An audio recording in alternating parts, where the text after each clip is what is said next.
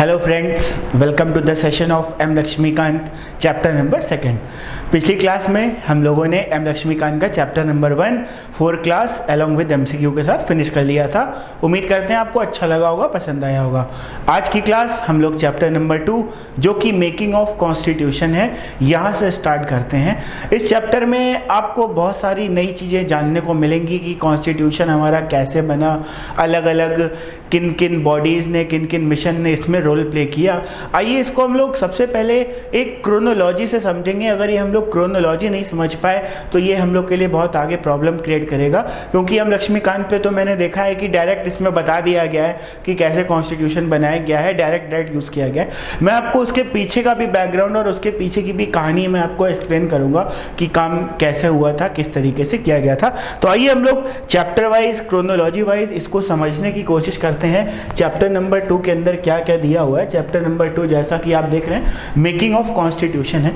तो इस making of constitution के अंदर आएगा कि हम लोग आज जो अपना कॉन्स्टिट्यूशन पढ़ते हैं वो कैसे बन के आया, उसके अंदर कितने पार्ट्स हैं, क्या चीज़ हैं। सबसे पहले उसका हम लोग जानेंगे हिस्टोरिकल बैकग्राउंड कि वो कॉन्स्टिट्यूशन बनाने में किन एक्ट्स ने किस प्रकार से अपना रोल प्ले किया था हम लोग के लाइफ में, हम लोग की हिस्ट्री में, हम लोग की पॉलिटी में। तो आइए सबसे पहले एक हम लोग क्रोनोलॉजी समझते हैं, फिर हम लोग इसके बाद चलेंगे कैसे कॉन्स्टिट्यूशन बना हुआ है। ये रही आपके सामने क्रोनोलॉजी। तो ये क्रोनोलॉजी जो आप बच्चे यहाँ पे बोर्ड पे देख रहे हैं, ये बहुत ही इंटरेस्टिंग क्रोनोलॉजी है आपके लिए। उम्मीद करते हैं आपको बहुत अच्छे से समझ में आएगी और क्लियर हो जाएगी एक एक चीज़ें। तो इस क्रोनोलॉजी में देखिए जो सबसे पहले लिखा हुआ है, first time Gandhi demanded for constitution in 1992 while explaining Swaraj. इसका मतलब क्या है? अब देखिए यूपीएससी में क्वेश्चन ये पूछ लिया जाता है कि सबसे पहले कॉन्स्टिट्यूशन के बारे में किसने बोला। देखिए बहुत सारे क्वेश्चन होते हैं कि सबसे पहले ऑफिशियली किसने बोला, सबसे पहले अनऑफिशियली किसने बोला, सबसे पहले कॉन्स्टिट्यूशन ही किसी ने बोल दिया। तो यहाँ पे देखिए सबसे पहले 1992 में हमारे बापूजी जो लाठी लेके भारत भ्रमण पे निकले हुए थे आज़ादी के, तो उन्होंने सबसे पहले जब अपने मार्केट में लोगों को, बंदों को समझा रहे थे कि क्या होता है स्वराज, स्वराज में कैसे काम करना है, क्या करना है, तो उन्होंने फर्स्ट टाइम एक लाइन का प्रयोग किया था कि यार हम भारतीयों के पास एक अपना अलग से कॉन्स्टिट्यूशन होना चाहिए। तो इंडिया में सबसे पहले अपने संविधान के लिए जो कॉन्स्टिट्यूशन वर्ड था वो गांधी जी लेके आए थे 1922 के आसपास।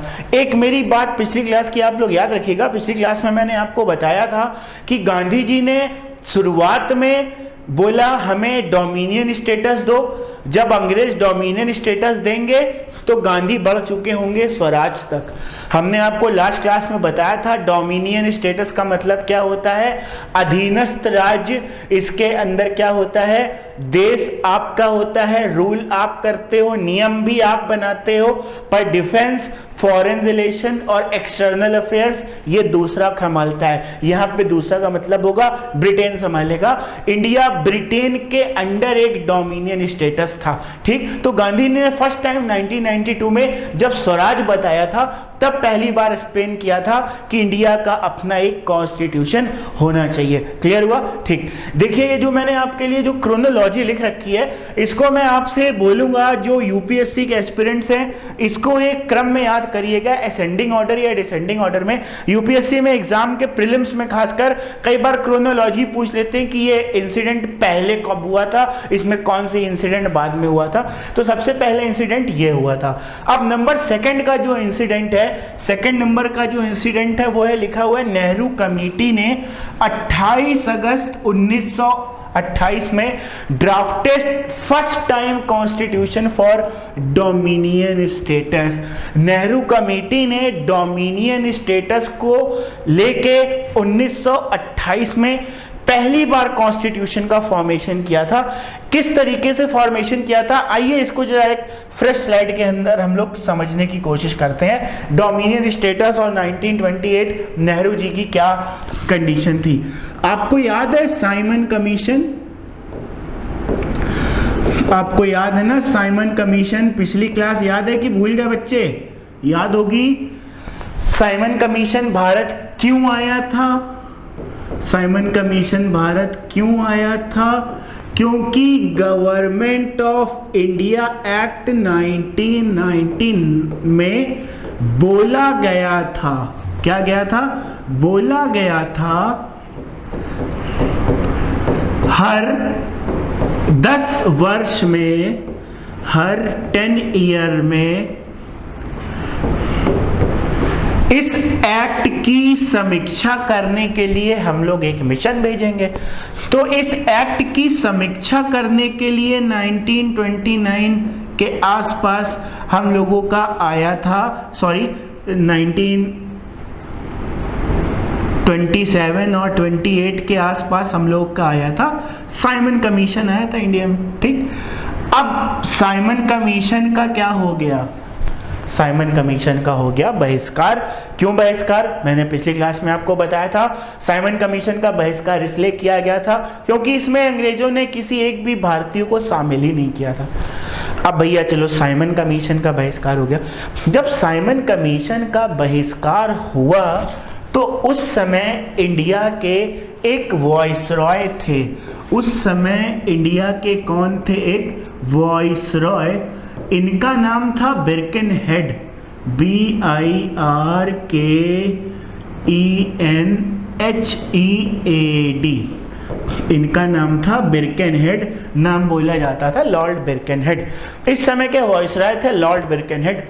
उनको ये बात बिल्कुल भी अच्छी नहीं लग रही थी कि बताइए हम आपके लिए साइमन कमीशन लेके आए हैं और आप भारतीय लोग हो, आप लोग इसका बहिष्कार कर रहे हो। अब एक चीज बताओ, हम एज अ हेल्प आपके लिए कोई चीज लेके आए और आप उसको रिजेक्ट कर दीजिए तो मेरे ऊपर क्या फील होगा? तो ठीक इसी प्रकार से जो वॉइसरॉय बिरकेनहेड थे, उनके छाती पे भी सांप लौटने लग गया। उनको भी दिक्कत होने लगी, यार बताओ इन लोग साइमन कमीशन का बहिष्कार कर दिया, go back Simon, go back Simon. तो उन्होंने खिसिया के एक बात बोली, फिर से उन्होंने खिसिया के एक बात बोली कि you fool, you poor Indians, you can not do anything without us. तुम गरीब गंदे भारतीय, हमारे बिना तुम लोग कुछ नहीं कर सकते हो।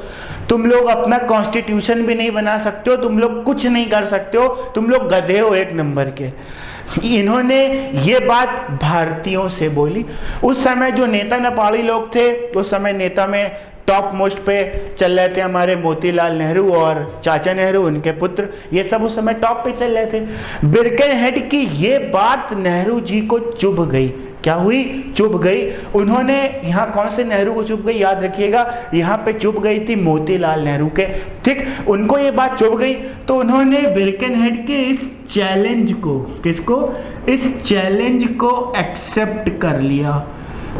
चैलेंज को क्या कर लिया? एक्सेप्ट कर लिया। कहते हैं बेटा ऐसा है, हम तुमको संविधान बना के दिखाएंगे। ऐसा हो ही नहीं सकता, जरूरी थोड़ी ना, हम भारतीय हैं, हम लोग कैसे संविधान नहीं बना सकते? तुम कौन होते हो ये लाइन बोलने वाले? तो भैया बिरकेनहेड के जब इसको उन्होंने एक्सेप्ट किया चैलेंज, तो इन्होंने एक कमेटी बनाई। कौन सी कमेटी बनाई? एक कमेटी बनाई जिसके अंदर 9 लोग थे। कौन लोग थे? 9 लोग थे। इसमें जो हेड थे वो मोतीलाल नेहरू थे। इसके जो सेक्रेटरी थे, कौन थे बच्चा? सेक्रेटरी, वो हमारे चाचा नेहरू थे। चाचा नेहरू का मतलब अपने जवाहर भाई। ठीक, और इसमें एक बहुत ही फेमस हस्ती थी, सुभाष चंद्र बोस। कौन थी? सुभाष चंद्र बोस इसमें फेमस हस्ती थी। तो इन 3 को मिला के 6 लोग और थे इस कमेटी के अंदर। इस कमेटी का नाम था, इस कमेटी का नाम था जो आपने यहाँ पे देखा, इस कमेटी का नाम था नेहरू कमेटी। और नेहरू कमेटी ने 28 अगस्त 1928 को एक कॉन्स्टिट्यूशन ड्राफ्ट कर दिया, बना दिया। किसके लिए? डोमिनियन स्टेटस के लिए। तो देखिए, भारत में संविधान पहली बार बनाया गया किसके द्वारा? नेहरू कमेटी द्वारा। पर वो आजाद भारत के लिए नहीं था, वो डोमिनियन इंडिया के लिए था।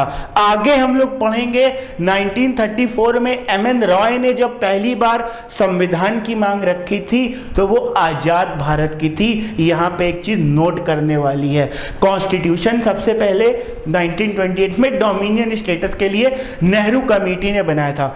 अब इस नेहरू कमेटी ने क्या क्या चीजें बताई थी? नेहरू कमेटी ने रूल्स एंड रेगुलेशन बताए थे कि अपने संविधान में लिखा हुआ था कि किसी के साथ भेदभाव नहीं किया जाएगा, भारत में सभी लोग बराबरी से रहेंगे, भारत एक सेक्युलर देश होगा, भारत का कोई स्टेट रिलीजन नहीं होगा। स्टेट का मतलब होता है राज्य, स्टेट का मतलब होता है देश। स्टेट का कोई रिलीजन नहीं होगा, मतलब जो रूलिंग गवर्नमेंट है, देश है, उसका कोई अपना एक धर्म नहीं होगा। तो इस प्रकार से उन्होंने कुछ रूल्स एंड रेगुलेशन, कुछ नियम कानून बनाए कि जो डोमिनियन स्टेटस इंडिया का होगा, इस डोमिनियन भारत में हम लोग इस प्रकार से कानून को क्या करेंगे, चलाएंगे। पर जब नेहरू का ये जो डोमिनियन स्टेटस वाला प्लान था नेहरू कमेटी का, इसको मुस्लिम लीग को पसंद नहीं आया था। मुस्लिम लीग को इसलिए पसंद नहीं आया था क्योंकि उनके अकॉर्डिंग, किसके अकॉर्डिंग, मुस्लिम लीग के अकॉर्डिंग, उनके अकॉर्डिंग माइनॉरिटीज के रिप्रेजेंटेशन और सेपरेट इलेक्टोरेट की बात नहीं कही गई है। क्योंकि भाई नेहरू जी तो पूरे देश के बारे में सोच रहे थे ना, एक सेपरेट इलेक्टोरेट के बारे में किस तरीके से सोचेंगे। तब इसी नेहरू कमेटी के बाद ही आया था जिन्ना 14 पॉइंट प्रोग्राम। आपने नाम सुना होगा, जिन्ना ने एक 14 पॉइंट का क्या दिया था, प्रोग्राम दिया हुआ था। ये आपने पढ़ा होगा। इसकी डिटेल जो जिन्ना की 14 पॉइंट प्रोग्राम है, ये हम लोग के इंडियन यूपीएससी के लिए नहीं है। If you are preparing for Pakistan civil services तो आप उसके लिए पढ़ सकते हो, या जिन बच्चों ने यूपीएससी में हिस्ट्री को ऑप्शनल लिया हुआ है वो लोग इसको पढ़ सकते हैं। इतना इसमें डीप में जाने की जरूरत नहीं है। जिन्ना का 14 पॉइंट प्रोग्राम, हाँ जब हम लोग मॉडर्न हिस्ट्री पढ़ेंगे तो इसको एक बार डिस्कस कर देंगे। तो कॉन्स्टिट्यूशन का ये सेकेंड नंबर का डेवलपमेंट था। पहली बार गांधी भाई ने बोला, दूसरी बार नेहरू जी ने डोमिनियन स्टेटस ऑफ इंडिया के लिए कॉन्स्टिट्यूशन की स्थापना करी। उसी के बाद आया था जिन्ना का 14 पॉइंट प्रोग्राम।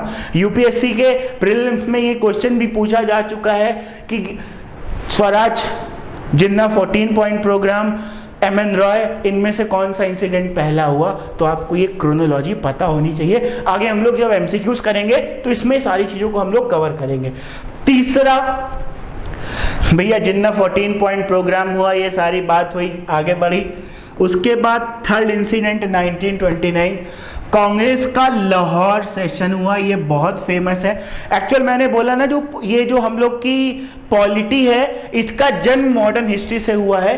तो ये लास्ट ऐसा चैप्टर है जिसमें हम लोगों को मॉडर्न हिस्ट्री को याद रखना है। इसके बाद से पॉलिटी के अंदर हम लोग प्रवेश कर जाएंगे, पूरी तरीके से कोर पॉलिटी स्टार्ट हो जाएगी। अभी हम लोग को इंसिडेंट से कंपेयर करना है। तो भैया थर्ड में 1929 में लाहौर सेशन हुआ, उसमें गांधी जी ने पूर्ण स्वराज दे दिया। यही पूर्ण स्वराज है। इसमें आपने पढ़ा होगा मॉडर्न हिस्ट्री में कि भैया रावी नदी के किनारे नेहरू जी ने झंडा फहरा दिया था और 26 जनवरी 1930 को पूर्ण स्वराज दिवस मनाया गया था। यही रीजन है कि हम लोगों का जो इंडियन कॉन्स्टिट्यूशन है वो 26 जनवरी 1950 को लागू किया गया था। बन तो वो पहले गया था, रीजन यही था क्योंकि 26 जनवरी 1930 को लाहौर सेशन में कांग्रेस ने पूर्ण स्वराज की घोषणा कर दी थी। ये तीसरा इंसिडेंट हुआ। चौथा इंसिडेंट कह दोगे सर इसका कॉन्स्टिट्यूशन से क्या लेना देना है, इसका लेना है, अभी आपको मैं आगे बताता हूं। चौथा incident 1934 Manvendra Nath Roy first proposed the idea.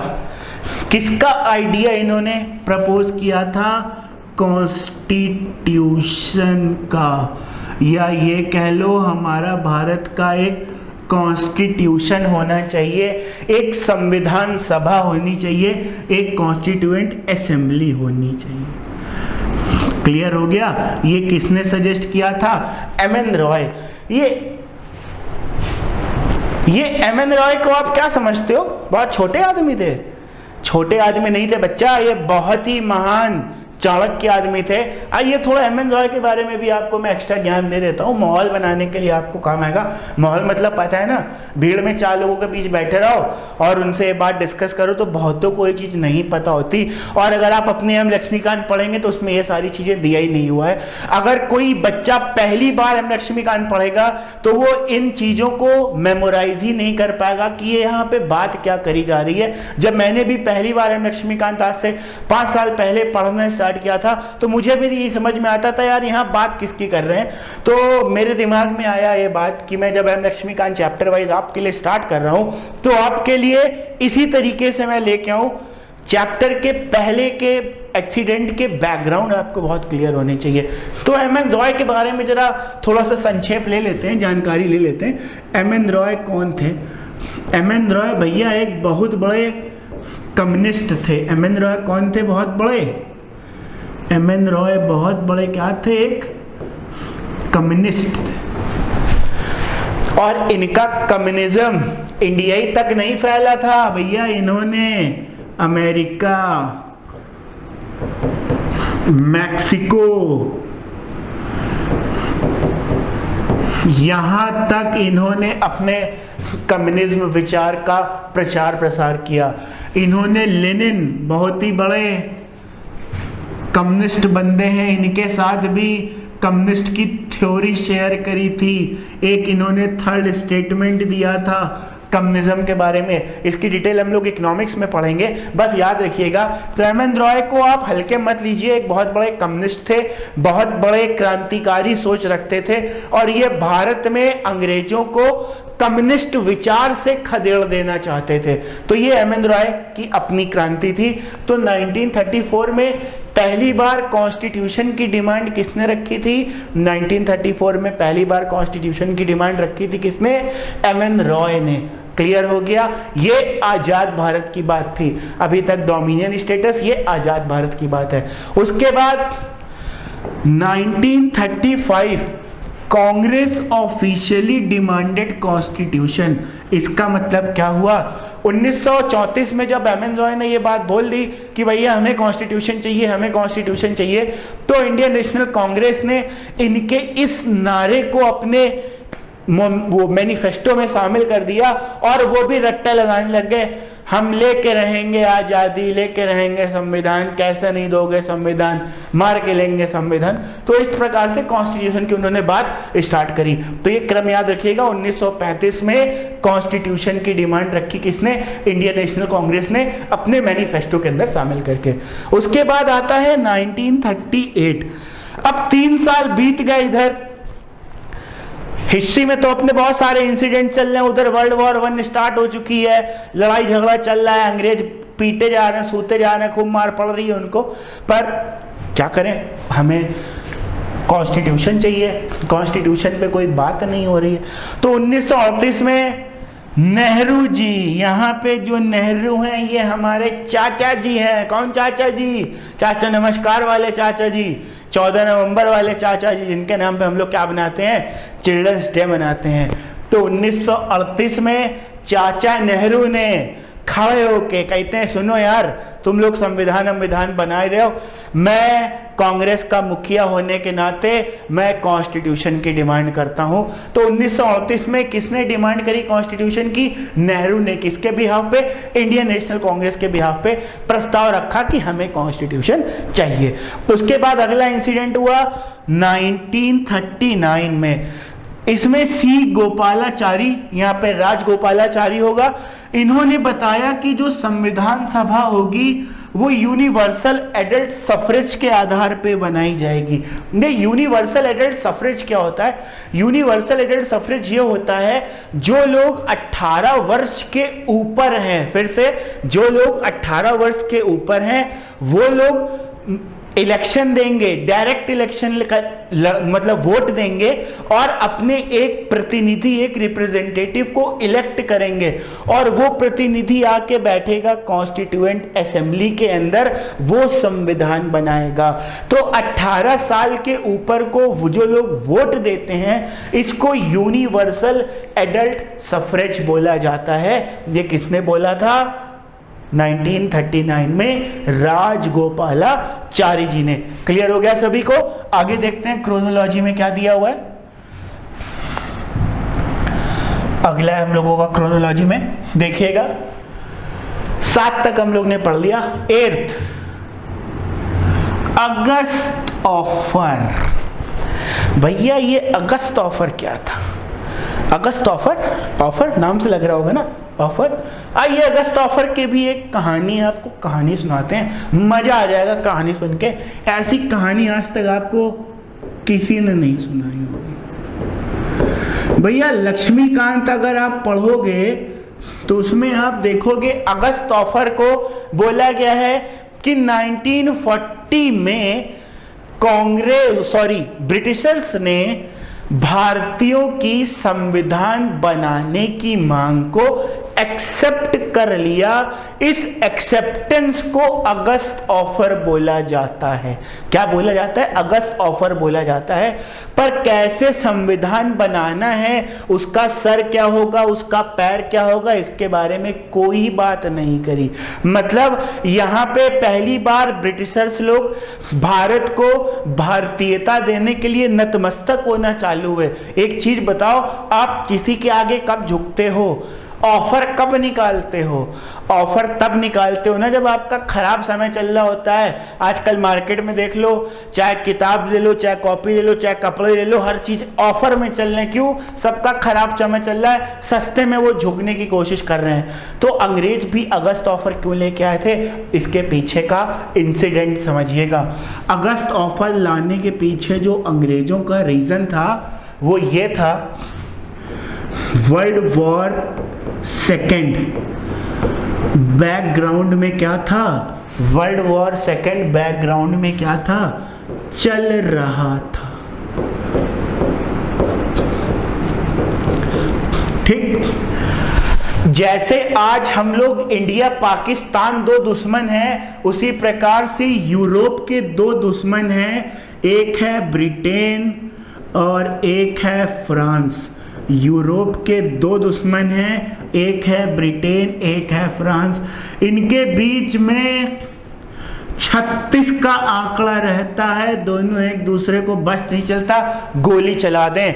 अगर आज आप 2020 में किसी फ्रांसीसी से कहीं पे भी टकरा लीजिए, वो आपसे इंग्लिश में बात नहीं करेगा, वो फ्रेंच में बात करने की कोशिश करेगा। मजबूरी में वो आपको इंग्लिश से कन्वर्सेशन होगा, पर वो कुड़ते हुए बात करेगा। क्यों कुड़ते हुए बात करेगा? बिकॉज फ्रेंच को ये लगता है, फ्रांसीसियों को ये लगता है कि आज वो पिछड़ गए, लंदन पेरिस से ज्यादा डेवलप हो गया, बिकॉज ब्रिटिशर्स की रूल थी, उनके काम करने के तरीके की वजह से इस तरीके की घटना घटी। तो भैया वर्ल्ड वॉर सेकेंड चल रहा था। वर्ल्ड वॉर सेकेंड में भारतीय लोग और फ्रांस और ब्रिटेन में जब आपस में भी टक्कर थी, तो भारतीय जितने ये सारे नरम दल गरम दल के लोग थे, ये सब अंदर ही अंदर चाह रहे थे फ्रांस को सपोर्ट करो। अगर फ्रांस को सपोर्ट करेंगे तभी इंडिया आजाद होगा। आपने कहावत सुनी है ना आजकल, जैसे भैया राजनीति में देखा है ना, महागठबंधन। अगर हम अकेले कुछ नहीं कर सकते तो दुश्मन के दुश्मन को क्या बुला लेते हैं? दोस्त बना लेते हैं। महागठबंधन कह लो या महामिलावट कह लो, तो बिल्कुल ये महागठबंधन और महामिलावट भारतीय लोग ऐसे ही चाह रहे थे। और अगस्त ऑफर लाने के पीछे एक दूसरा भी रीजन था। उस दौरान एक वॉइसरॉय थे,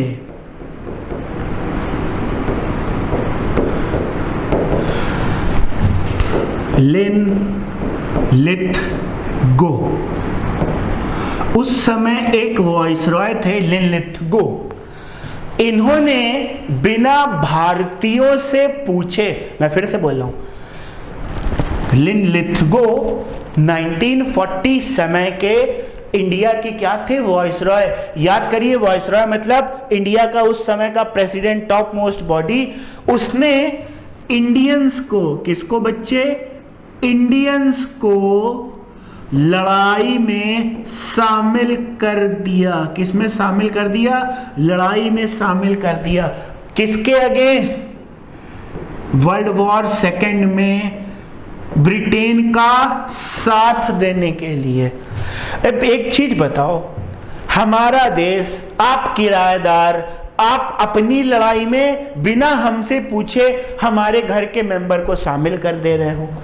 तो भैया उस समय हमारे अंदर रोष की भावना डेवलप होगी, द्वेष निकलेगा। बताओ यार, ये किराएदार हैं और ये इस तरीके का काम कर रहे हैं। अब एक चीज देखो, ब्रिटिशर्स को ना चाहते हुए भी उस समय भारतीयों का सपोर्ट चाहिए था। और उस समय भारतीयों की क्या हो चुकी थी धारणा, हमें संविधान सभा चाहिए, संविधान सभा चाहिए, संविधान बनाना है, संविधान बनाना है।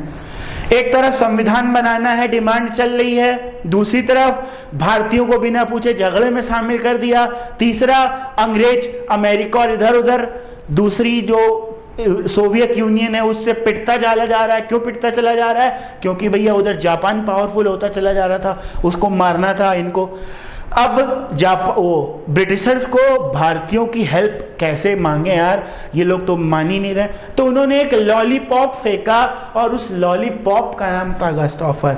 तो इस अगस्त ऑफर में क्या बोला गया, लेखकों ने ये बोला, जब वर्ल्ड वॉर सेकेंड फिनिश हो जाएगी तब भारतीयों को हम लोग अपना संविधान बनाने की क्या देते हैं, इजाजत देंगे। तब संविधान बनाने पे देखा जाएगा। और जब तक भारत का संविधान नहीं बन जाता तब तक भारत का हेड वाइसरॉय रहेगा और वो डिफेंस और सारे मटेरियल पे अपना डिस्क्रिशन फोर्स यूज करता रहेगा। ये था अगस्त ऑफर। अब एक चीज बताओ, भारतीयों से आप जोर जबरदस्ती करवा रहे हो और उनको लॉलीपॉप दिखा रहे हो, देखो ले लो ले लो लो, आओ आओ आओ। अब बताओ भारतीय क्या इसको एक्सेप्ट करेंगे? भारतीय लोग भड़क गए, हमें नहीं चाहिए नहीं चाहिए नहीं चाहिए। अब अंग्रेजों की हालत और टाइट हो गई।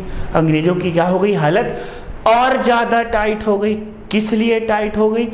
अब यार उनको लड़ाई में भारतीयों को शामिल भी करना है, भारतीयों का सपोर्ट भी चाहिए और भारतीय लोग संविधान की मांग भी कर रहे हैं। इन्होंने कहा नहीं, वर्ल्ड वॉर के बाद नहीं, हमें अभी चाहिए अभी चाहिए अभी चाहिए अभी चाहिए। अब इन्होंने क्या किया, एक दूसरा पासा फेंका। क्या फेंका? दूसरा पासा फेंका। और 1942 में, कब बच्चे, 1942 में क्रिप्स मिशन को भारत भेजा गया। किसको भेजा गया बच्चे? क्रिप्स मिशन को भारत भेजा गया। सर स्टैफर्ड क्रिप्स की अगुवाई में क्रिप्स मिशन को क्या हुआ, भारत भेज दिया गया। ठीक। अब क्रिप्स मिशन भारत में आता है, लैंड करता है, जहाज से उतरे स्टैफर्ड क्रिप्स। अंग्रेज हर काम क्या करते हैं, ऑफर ऑफर ऑफर, योजना योजना योजना। अब ये लॉलीपॉप नंबर 2 थी। अब क्रिप्स मिशन में क्या बोला गया, चलो एक काम करते हैं, आप लोग अपना क्या कर लो, कॉन्स्टिट्यूशन बना लो। क्या कर लो? कॉन्स्टिट्यूशन क्या कर लो, आप लोग बना लो। अगस्त ऑफर में कॉन्स्टिट्यूशन बना लेना और इसमें बना लो। और इन्होंने कैसे बनाना है, उसके अंदर क्या क्या चीजें होंगी, इन चीजों को हाईलाइट कर दी कि ये होगा, इस तरीके से होगा, इस तरीके से होगा, इस तरीके से होगा। क्रिप्स मिशन ने अपने क्या रख दिए, पॉइंट्स रख दिए। और क्रिप्स मिशन ने जो पॉइंट तो बहुत सारे थे, मैं आपके लिए कुछ जो इंपॉर्टेंट है वो पढ़ देता हूं। आपके लिए मैं जो इंपॉर्टेंट है वो मैं आपको बता देता हूं। क्रिप्स मिशन ने ये बोला, इंडिया का कॉन्स्टिट्यूशन बनेगा। ठीक। क्रिप्स मिशन ने सेपरेट कंट्री, याद रखना बच्चे, क्रिप्स मिशन ने सेपरेट कंट्री की बात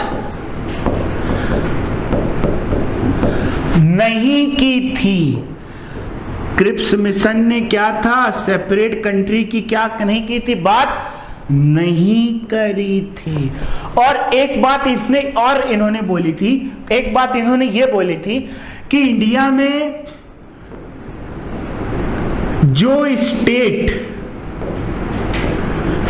क्या है, यानी प्रोविंस, राज्य, वो भारत से नहीं मिलना चाहते। क्या नहीं करना चाहते? इंडिया से मिलना नहीं चाहते। वो इंडिया से क्या हो सकते हैं, अलग होके अपना अलग संविधान सभा और अपना अलग संविधान बना सकते हैं। ये बात नेहरू एंड कंपनी को रास नहीं आई, यार तुमने तो ये तो इनको छूट दे दी है, तो ये जितनी रियासतें हैं, अगर आज हमारे जितने रजवाड़ा गैंग था, ये जितने सिंधिया एंड कंपनी आप लोग देखते हैं, अगर 1942 में क्रिप्स मिशन को ये लोग अपना लेते ना, तो आज एमपी और ये सारे जो जयपुर में आप जितने सिंधिया देखते हैं, आज ये अलग कंट्री बना दी होती। इन्होंने कहा था नहीं, अब हर आदमी को, यार एक चीज बताओ, आप सुख सुविधा में रहते हो, आप राजा हो, राजा का ही बेटा राजा बनता है, यहाँ पे मोनार्क सिस्टम चलता था, डेमोक्रेटिक सिस्टम था नहीं, तो कौन आदमी चाहेगा उसकी सुख सुविधा छिन जाए। अगर आपने ऐसा कोई भी पॉइंट रखा तो जितने राजवंश होंगे वो कभी भारत में जुड़ेंगे ही नहीं, सक्सीड ही नहीं करेंगे, बोलेंगे हमें अलग रहना है। ये बात नेहरू जी को नहीं पसंद आई। दूसरा, सेपरेट इलेक्टोरेट की बात नहीं करी थी, ये बात मुस्लिम लीग को नहीं पसंद आई। नेहरू जी को क्या नहीं पसंद आई, आपने जो राज्यों के लिए बोल रखा है जिनको भारत से नहीं मिलना वो अलग होकर अपना संविधान बना लें। और मुस्लिम लीग तो शुरू से रो रहा था, हमें हमारे जाति के आधार पे, हमारे धर्म के आधार पे 4 फुट की जगह दे दो, वहाँ कमरा बनाएंगे, अपने लोगों के साथ रहेंगे, उनको सेपरेटिज्म चाहिए था। क्रिप्स मिशन में ये 2 कंट्रोवर्शियल चीज रखी गई और बैकग्राउंड में इनको इंडियंस का सपोर्ट भी चाहिए था, तो भैया इन्होंने जल्दी जल्दी में ये नियम कानून बनाया। एक चीज जान लो, ब्रिटिशर्स बड़े शातिर होते थे, ये लास्ट टाइम तक अपने प्रॉफिट को दरकिनार नहीं करना चाहते थे और आपको लॉलीपॉप देके फंसा लेना चाहते थे। तो भैया क्रिप्स मिशन नहीं पास हो पाया, क्रिप्स मिशन क्या हो गया, फेल हो गया। आपने पढ़ा होगा ना, क्रिप्स मिशन भारत आया था, फिर क्रिप्स मिशन क्या हो गया था, फेल हो गया था। क्लियर हुआ, क्रिप्स मिशन क्या हो गया था, फेल हो गया था। तो देखिए यहाँ पे लिखा था, first time British acknowledged Indian dominion, और पहली बार क्रिप्स मिशन में अंग्रेजों ने बोला कि जो अधीनस्थ भारत है वो अपने लिए संविधान बना सकता है, आधिकारिक बयान दिया। अभी तक कैमरे के नीचे कहते हैं हाँ ठीक है कर देंगे कर देंगे, अब आधिकारिक नहीं, वी फला फला महोदय स्टैफर्ड क्रिप्स अनाउंसिंग की फला फला भारतीय ऐसे ऐसे ऐसे, तो ये एक ऑफिशियल स्टेटमेंट थी। क्लियर हुआ। और 1946 में भेजा गया कैबिनेट मिशन प्लान, ये जो लास्ट प्लान था कैबिनेट मिशन प्लान, इस कैबिनेट मिशन प्लान के तहत ही हम लोगों के संविधान सभा यानी कॉन्स्टिट्यूएंट असेंबली की स्थापना करी गई। क्योंकि कैबिनेट मिशन प्लान में क्या था, कैबिनेट मिशन प्लान में 3 चीजें बहुत खास रखी गई थी। कैबिनेट मिशन प्लान में 3 चीजें बहुत खास रखी गई थी। पहला था संविधान सभा, कॉन्स्टिट्यूएंट असेंबली। कैबिनेट मिशन में किसका ख्याल रखा गया था, कॉन्स्टिट्यूएंट असेंबली, और उसका प्रोसीजर मतलब संविधान कैसे बनेगा इसकी बात करी गई। ठीक, इसके बाद इसमें सेपरेट देश, किसकी बात, सेपरेट देश की बात नहीं की गई। किसकी बात नहीं की गई, सेपरेट देश की बात इसमें की ही नहीं गई। जब सेपरेट देश की बात की ही नहीं गई तो याद कर लो ना, एक कीड़ा मुस्लिम लीग, वो कभी इसको मानेगा ही नहीं। पर कांग्रेस को यहाँ पे कुछ फायदा होता दिखा कि चलो आपने संविधान सभा बनाना और उसको कैसे बनाना है इसके प्रोसीजर को बना दिया। तो नेहरू जी की सरकार ने कैबिनेट मिशन प्लान का जो संविधान सभा वाला पार्ट था उसके लिए कहते हैं हाँ ठीक सर, हम ठीक सर कर देंगे। और मुस्लिम लीग तो शुरुआत से रो रही थी हमें अलग पाकिस्तान दो, अलग पाकिस्तान दो। मुस्लिम लीग की क्या यहाँ बात मानी गई, नहीं मानी गई। अगर आज कैबिनेट मिशन प्लान आज पूरी तरीके से लागू होता तो आज एक दूसरा पाकिस्तान ना खड़ा होता हम लोग के लिए। पर माउंटबेटन प्लान आ गया था, 3 जून 1947 को, उसने पार्टीशन की नींव रख दी थी, तभी मुस्लिम लीग सामने आई। तो अभी मैं जब आपको कैबिनेट मिशन प्लान की डिटेल हम लोग मॉडर्न हिस्ट्री में डिस्कस करेंगे, कैबिनेट मिशन प्लान में जो संविधान सभा से रिलेटेड पार्ट है उसको अब हम लोग डिस्कस करेंगे, तो आप एक चीज पाएंगे कि कांग्रेस ने पहले सेशन का बहिष्कार कर दिया था। 9 दिसंबर 1946 को संविधान सभा का पहला सेशन हुआ था, इसको मुस्लिम लीग ने क्या कर दिया था, बॉयकॉट कर दिया था। क्यों कर दिया था?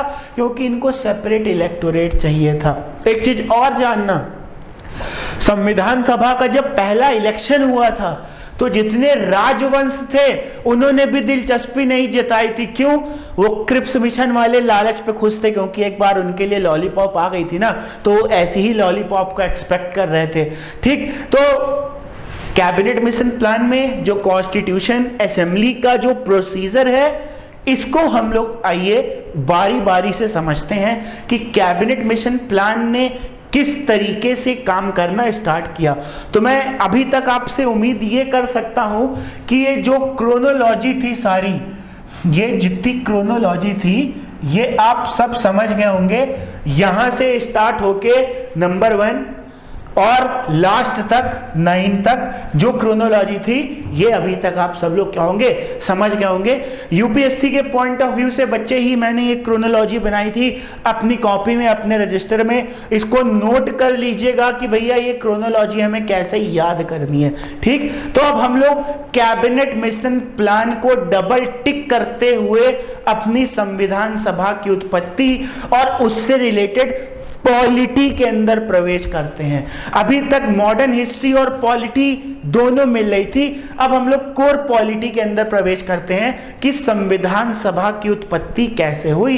तो आइए देखते हैं बारी बारी से, और कुछ पुराने पॉइंट्स भी आपको जो फैक्चुअल हैं आपके एग्जाम के अकॉर्डिंग वो भी समझाते हैं। देखते हैं। तो भैया यहाँ पे हम लोगों का कॉन्स्टिट्यूशन स्टार्ट हुआ। यहाँ देखिए फॉर्मेशन ऑफ कॉन्स्टिट्यूशन, यही आपके लिए पॉइंट लिखे हुए हैं। सबसे पहला, सॉरी नेक्स्ट, हाँ, तो देखिए यहाँ पे सबसे पहला क्या दिया हुआ है, सबसे पहले एमेंजॉय के बारे में बात करी गई है, हम लोगों ने डिस्कस कर लिया। दूसरा 1935 में कांग्रेस ने डिमांड करी, ये हम लोग ने अभी डिस्कस कर लिया। 1938 में नेहरू जी ने डिमांड रखी, ये हम लोग ने पढ़ लिया। आगे हम लोग देखते हैं, आगे देखिए अगस्त ऑफर आया। अगस्त प्रस्ताव का मैंने आपको लॉलीपॉप पूरा बैकग्राउंड बता दिया। मैं स्लाइड इसलिए आपके सामने खोलता चला जा रहा हूं कि लक्ष्मीकांत में इस अकॉर्डिंग दिया हुआ है, तो आपको ये नोट्स में हेल्प करेगा, पर बैकग्राउंड की बिना कहानी सुने मजा कुछ नहीं आने वाला है। अगला क्रिप्स मिशन। क्रिप्स मिशन क्या था, इसके बारे में भी हम लोग ने क्या कर लिया, डिस्कस कर लिया कि क्रिप्स मिशन ये भारतीय संविधान के निर्माण के लिए ब्रिटिश सरकार का एक मसौदा प्रस्ताव था। ये लोग हमेशा लॉलीपॉप लेके आते थे। देखिए यहां से चीज बिल्कुल क्लियर हो गई। अब इसके बाद देखते हैं अगला, क्रिप्स मिशन क्यों रिजेक्ट हो गया। अभी मैंने आपको डिस्कस किया था, इसको किसने रिजेक्ट करा था, मुस्लिम लीग ने। मुस्लिम लीग 2 करना चाहती थी और इसको नेहरू जी ने भी रिजेक्ट कर दिया था। क्यों रिजेक्ट कर दिया था, क्योंकि भैया यहाँ पे राजवंशों के लिए लॉलीपॉप दे दिया गया था कि नहीं भैया आप अलग हो के अपना बना सकते हो। तो लक्ष्मीकांत में केवल मुस्लिम लीग का पॉइंट ऑफ व्यू रखा गया है, पर क्रिप्स मिशन के अंदर कांग्रेस का पॉइंट ऑफ व्यू नहीं रखा गया है। लक्ष्मीकांत किताब के अंदर मैंने आपको दोनों एंगल से एक्सप्लेन कर दिया। उसके बाद तीसरा अगला आया था, हमने बताया था cabinet mission plan. Cabinet mission plan हमने बोला था ना, इसके 3 पार्ट थे। तो आइए कैबिनेट मिशन प्लान से हम लोग पॉलिटी के अंदर प्रवेश करते हैं, कैसे संविधान सभा बनी और उसने किस तरीके से काम करना स्टार्ट किया। तो देखते हैं cabinet mission plan. This mission led the foundation of Indian constituent assembly. इस मिशन ने भारतीय घटक सभा को नींव रखी। ये घटक सभा नहीं होगी, गूगल ट्रांसलेशन में आ जाता है, ये संविधान सभा होगी। भारतीय संविधान सभा की नींव रखी।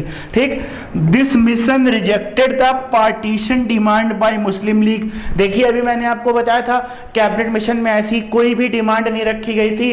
अगर आज हम लोग कैबिनेट मिशन प्लान को अपना लिए होते तो आज हम लोग के 2 देश सॉरी 3 देश, इंडिया, पाकिस्तान और हमारा छोटा बंगालियों का समूह बांग्लादेश, ये भी ना बन के आया होता तो इस मिशन को मुस्लिम लीग द्वारा मांगे गए विभाजन को खारिज कर दिया गया।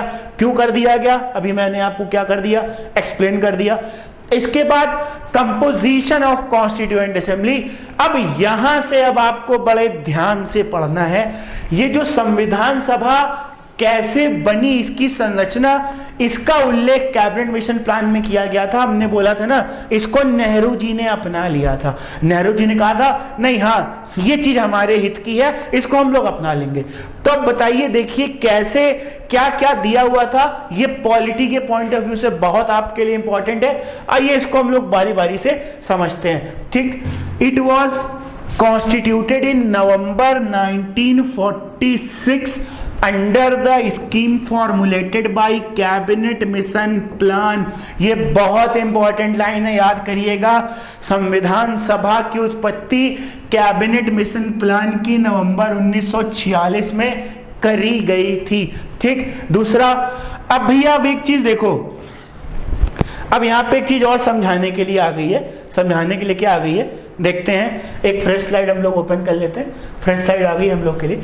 अब देखिए यहाँ पे जो इन्होंने संविधान सभा का पैटर्न लिया है, वही हम लोग आज का पार्लियामेंट है। तो आज हम लोग आज जो देखते हैं ना, वो आया है कल से, तो हम लोग देखते हैं कैसे। देखिए यहाँ पे हम 2 लाइन बना लेते हैं। यहाँ पे हम एक साइड लिखते हैं कॉन्स्टिट्यूएंट असेंबली, क्या लिख लेते हैं, कॉन्स्टिट्यूएंट असेंबली यानी संविधान सभा। यहां हम लोग लिख लेते हैं कॉन्स्टिट्यूएंट असेंबली यानी संविधान सभा। यहां पे आज का पार्लियामेंट लिख लेते हैं। यहां क्या लिख लेते हैं, आज का पार्लियामेंट।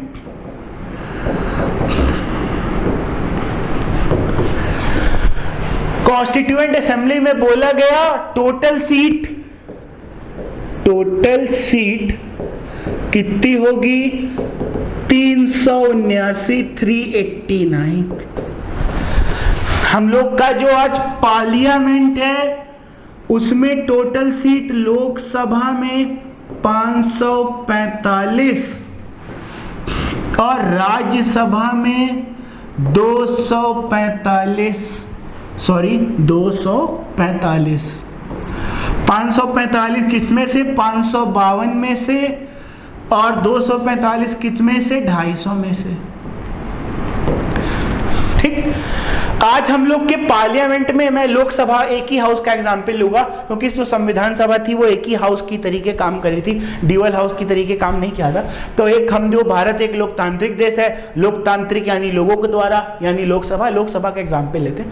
लोकसभा में जो 545 लोग हैं, ये भारत के अलग अलग कहां से चुन के आते हैं, अलग अलग कहां से चुन के आते हैं बच्चे, जिले से चुन के आते हैं। जितने 545 लोग हैं, ये कहां से चुन के आते हैं, भारत के अलग अलग जिलों में से चुन के आते हैं ये 545 लोग। ठीक इसी प्रकार से ये बोला गया था, जो संविधान सभा में 389 लोग हैं, वो पूरे भारत के अलग अलग कोने से क्या होंगे, चुन के आएंगे। अलग अलग कोने से कैसे चुन के आते हैं, इलेक्शन के माध्यम से। किसके माध्यम से आते हैं, इलेक्शन के माध्यम से। यहां पे भी कैसे आएंगे, इलेक्शन के भी माध्यम से। यहां पे भी कैसे आएंगे, इलेक्शन के ही माध्यम से आएंगे। क्लियर हुआ। तो ये यहां पे हमने आज के पार्लियामेंट की लोकसभा सीट और कॉन्स्टिट्यूशन असेंबली कैसे आएगी। पर एक चीज देखो, यहां पे जो सीट का वितरण आज हम लोग 2020 में देखते हैं, वो एक डिस्ट्रिक्ट वाइज होता है। कैसे होता है, डिस्ट्रिक्ट वाइज, एक जिले के आधार पे होता है। पर बच्चों, इस समय हम लोग किस सन में हैं, इस समय हम लोग 1946 में हैं। इस समय क्योंकि भारत आजाद हुआ नहीं है, भारत का अपना संविधान है नहीं, तो कोई जिला कस्बा नाम की कोई चीज ही नहीं दी गई है। अब इनको भारतीयों को तो चाहिए, तब इन्होंने क्या किया, एक पैमाना बना लिया कि प्रत्येक 10 लाख, और इसको अंग्रेजी वाले बोलते हैं 1 मिलियन इन्होंने बोला प्रत्येक 10 लाख में से एक बंदे को हम लोग क्या करेंगे, चुनेंगे। क्या करेंगे, प्रत्येक 10 लाख में से एक बंदे को हम लोग क्या करेंगे, चुन के लाएंगे। ठीक, अब यहां पे इन्होंने क्या बोला, 10 लाख में से हम लोग एक टिकट देंगे। जैसे आज हम लोग नहीं बोलते टिकट, एक जिले में एक होता है, तो इसी प्रकार से आज हम लोग के पार्लियामेंट में क्या होता है, एक डिस्ट्रिक्ट से क्या होता है, एक टिकट होता है। ठीक, चुनने का जो तरीका डायरेक्ट इलेक्शन अभी हम लोग ने पढ़ा, इसमें भी डायरेक्ट इलेक्शन। पर देखो यहां पे कुछ आज रिजर्वेशन के भी प्रावधान है ना। रिजर्वेशन का मतलब एससी और एसटी के लिए सीटें क्या रहेंगी, रिजर्व रहेंगी। क्या रहेंगी, रिजर्व। ये आज होता है 2020 में। संविधान सभा में ये ऐसा रिजर्वेशन तो था नहीं, इस समय सेपरेट इलेक्टोरेट चलता था। क्या चलता था बच्चे, सेपरेट इलेक्टोरेट। सेपरेट इलेक्टोरेट का मतलब मुस्लिम, सिख और जनरल। मुस्लिम को मुस्लिम चुनेगा, सिख को सिख चुनेगा, जनरल को जनरल चुनेगा। पर आजाद भारत में यह व्यवस्था क्या कर दी गई, सेपरेट इलेक्टोरेट की खत्म कर दी गई। क्लियर हुआ। तब एक चीज देखो, तो आज हम लोग का पार्लियामेंट वर्क कर रहा है, उसका जन्म कॉन्स्टिट्यूएंट असेंबली से हुआ था। याद रखिएगा, जब कॉन्स्टिट्यूएंट असेंबली बन के चालू हुई थी और उसने संविधान बनाने का काम स्टार्ट किया था, तो हम लोग की संविधान सभा को बोला गया था मिनी पार्लियामेंट। क्या बच्चे बोला गया था, मिनी पार्लियामेंट। और यही मिनी पार्लियामेंट आज का हो गया है क्या, पार्लियामेंट। क्या हो गया है, पार्लियामेंट। ये बात आपके बिल्कुल समझ में आ जानी चाहिए कि हमने मॉडर्न हिस्ट्री से पॉलिटी को क्यों पढ़ा, आपको ये बताने के लिए कि कैसे इन चीजों का इवोल्यूशन हुआ, कैसे कोई चीज आज यहां तक क्या हुई, पहुंच के आई। सारे डाउट्स क्लियर हो गए आपको। एक बार फिर से देख लीजिए, पिछली स्लाइड में मैंने क्या बोला, संविधान सभा को किससे तुलना करी है मैंने, पार्लियामेंट से। संविधान सभा में बताया टोटल 389 सीट थी, यहाँ लोकसभा में 545 सीट थी।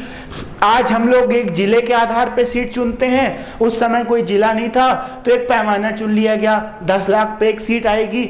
इन्होंने बोला कि हम लोग इलेक्शन के माध्यम से लेंगे, इन्होंने बोला हम भी इलेक्शन के माध्यम से लेंगे। अगली स्लाइड में क्या आ गया, अगली स्लाइड में ये बोला गया कि भैया यहाँ पे सेपरेट इलेक्टोरेट होगा संविधान सभा में। आजाद भारत में इसको रिजर्वेशन से रिप्लेस कर दिया गया। ठीक, अब एक चीज और जान लो जो दोनों जगह अभी हम लोग ने डिस्कस नहीं करी, और वो एक चीज ये है जो दोनों जगह पे पाई जानी है, वो इस प्रकार से नॉमिनेशन की। क्या होती है, नॉमिनेशन यानी मनोनीत। बेटा 2019 तक लोकसभा के अंदर, फिर से 2019 तक लोकसभा के अंदर एक मेंबर ऑफ पार्लियामेंट को कौन नियुक्त करता था, राष्ट्रपति नियुक्त करता था, और वो कौन होता था, एंग्लो इंडियन होता था। 2019 में मोदी सरकार ने इसको चेंज करके इस प्रावधान को खत्म कर दिया। ये प्रावधान अभी तक इसलिए दिया गया था ताकि एंग्लो इंडियन की मौजूदगी लोकसभा में करी जा सके, और यह प्रस्ताव हर 20-20 साल के लिए बनाया गया था।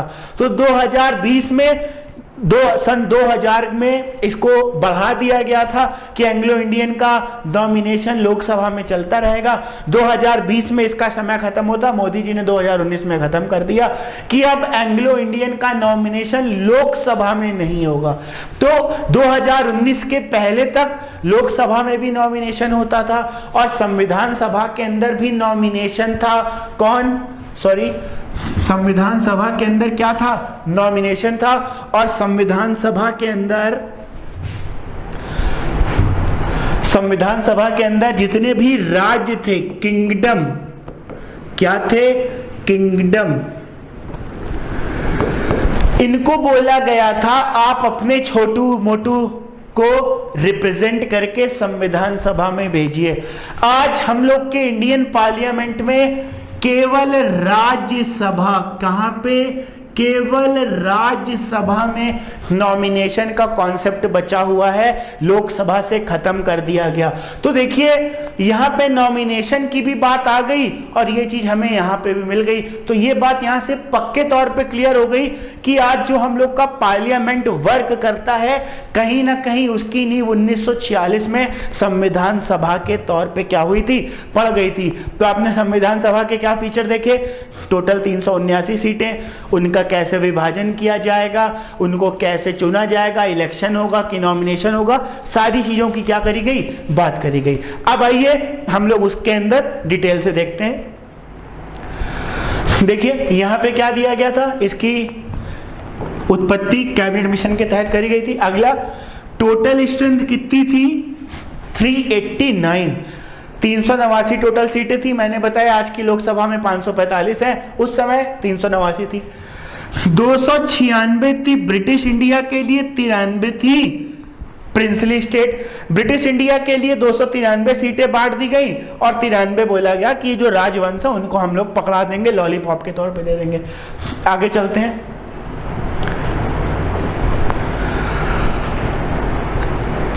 सीट कितने में से चुनी जाएगी, 10 लाख में से सीट चुनी जाएगी, अभी हम लोग ने डिस्कस किया। Seat under British province will be allotted among 3 communities, Muslim, Sikh, general. हमने क्या बोला था, आज हम लोग रिजर्वेशन देते हैं, उस समय सेपरेट इलेक्टोरेट था। ब्रिटिश प्रांत के तहत सीटें 3 समुदायों, मुस्लिम, सिख और जनरल के बीच आवंटित की जाएगी। एक मेरे दिमाग में क्वेश्चन है, सोचा आपको भी बता दूं।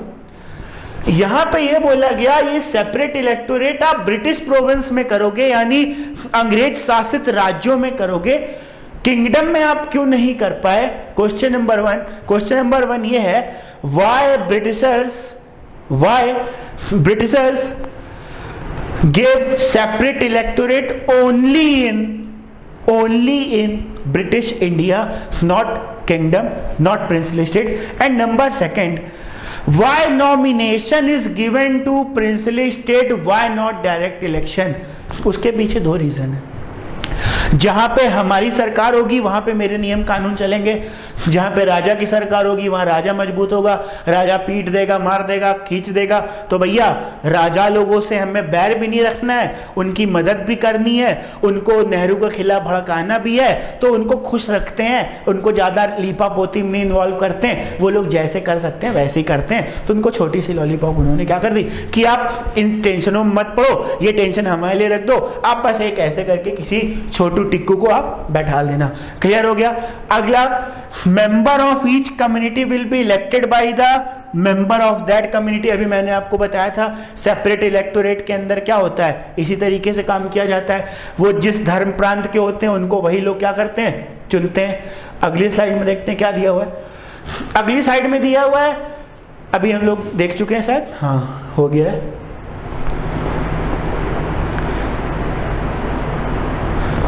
8वां पॉइंट, मेथड ऑफ वोटिंग। उसमें वोट कैसे किया जाएगा, proportional representation, single transferable vote, अनुपातिक प्रतिनिधित्व, एकल हस्तांतरणीय वोट। थोड़ी यार मैं हिंदी में कमजोर हूं तो प्लीज माइंड मत करना, सिंगल ट्रांसफरेबल वोट से याद रखना। बाकी भाइयों we can understand each other concern very well. Proportional representation और सिंगल ट्रांसफरेबल वोट क्या होता है, आइए इसको समझने के लिए फिर से हम लोग एक नई स्लाइड के अंदर चलते हैं। और नई स्लाइड है हम लोगों की, ये रही आपके सामने, कंप्यूटर जी ले आए हैं। मजा आ रहा है ना, बोर तो नहीं हो रहा हो? पक्का जाओ पानी नीना पीना भी बैठे रहना। Single transferable vote, single transferable vote का मतलब ये होता है एक आदमी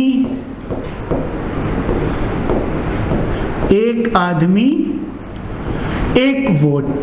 क्या होता है बच्चे, एक आदमी एक वोट।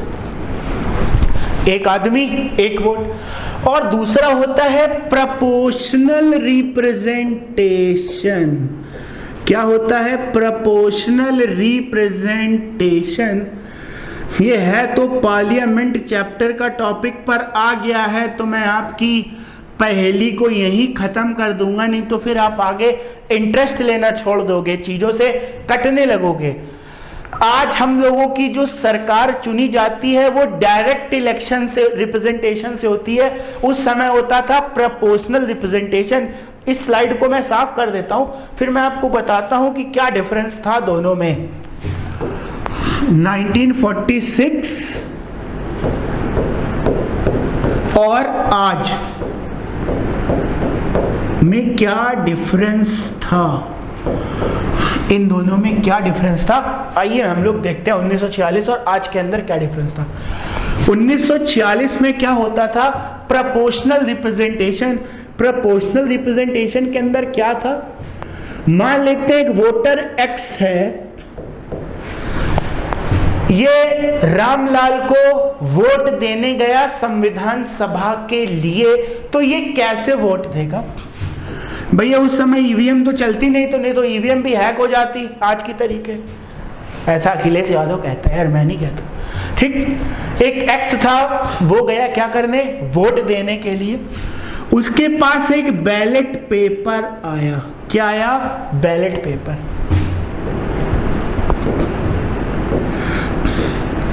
यहाँ पे पहले का नाम, दूसरा, तीसरा, चौथा दिया हुआ है। यहाँ पे आपको स्टैंप लगानी है, मोहर मारनी है। अब आप क्या करोगे? यहाँ पे मान लो 3 पे लिखा है राम, दूसरे पे लिखा है गीता, यहाँ पे लिखा है रमेश, यहाँ पे लिखा है बिरजू। 4 नाम है, ये 4 उम्मीदवार खड़े हैं। एक सीट का नाम है गन्नालाल, इस गन्नालाल मोहल्ले से ये 4 लोग खड़े हैं। एक आदमी गया प्रोपोर्शनल रिप्रेजेंटेशन के हिसाब से वोट देने के लिए, तो वो कैसे करेगा?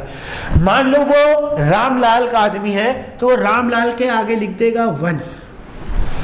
कहेगा अगर रामलाल हो गया, अब इसके बाद आप दूसरे नंबर पे किसको चाहते हैं? तो हम कह देंगे गीता को चाहते हैं। अब आप तीसरे नंबर पे किसको चाहते हैं? कहेगा हम रमेश को चाहते हैं। चौथे नंबर पे किसको चाहते हैं? बिरजू को चाहते हैं। अब आपको यहाँ पे अपनी प्रायोरिटीज लिख देनी है। यहाँ पे पहले कौन, दूसरा कौन, तीसरा कौन, चौथा कौन। जब वोट काउंट होगा तो देखा जाएगा किस कैंडिडेट के आगे एक ज्यादा लिखा है, वो वहां से जीत जाएगा। जिसमें एक कैंडिडेट सभी जितने भी चुनाव में खड़े हुए हैं उन सबके आगे वोटिंग कर सके, प्रायोरिटी लिख सके, इसको बोलते हैं प्रोपोर्शनल रिप्रेजेंटेशन। पर जब आजाद भारत में ईवीएम नहीं थी, जब बैलेट पेपर से लोकसभा का चुनाव होता था, तब क्या होता था? सेम ऐसे ही बैलेट पेपर होते थे, यहाँ पे नाम लिखे होते थे 1 2 3 4, आपको यहाँ पे अपनी मोहर मारनी होती थी। तो आजाद भारत में क्या किया गया? बोला कि यार ये प्रोपोर्शनल रिप्रेजेंटेशन हर आदमी के समझ के बस की बाहर है, तो इन्होंने क्या किया? इसको डायरेक्ट से रिप्लेस कर दिया। अब आपको जिसको चुनना है केवल उसके आगे स्टैंप लगाओ, बाकी को नहीं लगाओ। यहाँ पे आप सबके आगे लिखते हो, यहाँ पे आप सिर्फ एक के आगे लिखाओगे। तो प्रोपोर्शनल रिप्रेजेंटेशन और डायरेक्ट रिप्रेजेंटेशन में ये अंतर है। पर आपके दिमाग में क्वेश्चन आया होगा, सर जी अभी तो आप बोल रहे थे जो संविधान सभा में बात करी गई है, यही संविधान सभा तो आज पार्लियामेंट में फॉलो होती है, यहाँ तो पूरा नियम बदल दिया। नियम नहीं बदला बेटा, ये प्रोपोर्शनल रिप्रेजेंटेशन आज राष्ट्रपति के चुनाव में यूज होता है। किस में यूज होता है? राष्ट्रपति के चुनाव में होता है और राज्यसभा में होता है। राष्ट्रपति के चुनाव में आम जनता पार्टिसिपेट नहीं करती, राज्यसभा के चुनाव में आम जनता पार्टिसिपेट नहीं करती, इसलिए वहां पे प्रोपोर्शनल रिप्रेजेंटेशन रखा गया है, यानी जितने लोग जिसके फेवर में होंगे वही बात करेंगे। क्लियर हो गया? अब आप समझ गए प्रोपोर्शनल रिप्रेजेंटेशन और डायरेक्ट रिप्रेजेंटेशन के बीच में क्या डिफरेंस होता है? वो ये डिफरेंस होता है। उम्मीद करता हूं क्लियर हो गया होगा। ठीक, अब यहां पे प्रोपोर्शनल रिप्रेजेंटेशन सिंगल ट्रांसफरेबल, अब आपने क्या हुआ समझ लिया। और अगला प्रिंसली स्टेट, हमने क्या बोला था? प्रिंसली स्टेट से इन्होंने क्या कर दिया? नॉमिनेट करा दिया। रियासतों से इन्होंने कहा एक एक आदमी क्या कर लिया जाएगा? मनोनीत कर लिया जाएगा। 10 assembly was elected and partially nominated. तो भैया इस प्रकार से जो हम लोग की विधान परिषद था वो आर्थिक निर्वाचित थी और वो क्या थी? नामांकित थी। क्लियर हो गया? अगली स्लाइड में हम लोग देखते हैं। अगली साइड में अब इलेक्शन ऑफ कॉन्स्टिट्यूएंट असेंबली दिया है कि इसमें किस प्रकार से इलेक्शन हुआ। तो यहाँ पे क्या हुआ भैया? संविधान सभा की पहले सीट बांटने का तरीका दे दिया गया, ऐसे ऐसे चुनाव का नियम कानून बता दिया गया, फिर इसको जमीनी हकीकत पे लाया गया, अमली जामा पहनाया गया। अब इलेक्शन हुआ। इलेक्शन कब हुआ? जुलाई अगस्त 1946 में। जीता कांग्रेस ने कितनी सीट? 208, मुस्लिम लीग ने 73, निर्दलीय लोगों ने 15 जीती थी और प्रिंसली स्टेट ने इसमें हिस्सा नहीं लिया था। हमने आपको बताया था क्यों नहीं लिया था, क्योंकि क्रिप्स मिशन में उनकी आज़ादी की बात करी थी और इसमें इसकी बात नहीं करी गई है। ठीक, तो यहां तक हम उम्मीद करते हैं आपको क्लियर हो गया होगा, यहां तक आपको सब चीजें क्लियर हो गई होंगी। अगली क्लास में हम लोग इस स्लाइड के आगे भी स्लाइड है मेरे पास बनी रखी है, पर क्योंकि टाइम बहुत ज्यादा हो गया है एक क्लास के हिसाब से, तो मैं इस क्लास को यहीं पे ब्रेक करता हूं। अगली क्लास में हम लोग उद्देश्य संकल्प, जो कि नेहरू जी लेके आए थे, उद्देश्य संकल्प को बोलते हैं ऑब्जेक्टिव रिजोल्यूशन। वो क्या होता है? जो लोग आज क्लास अच्छी लगी तो एक बार उसको पढ़ के आइएगा, गूगल से, लक्ष्मीकांत से पढ़ के आइएगा, तो समझने और समझाने में मजा आएगी।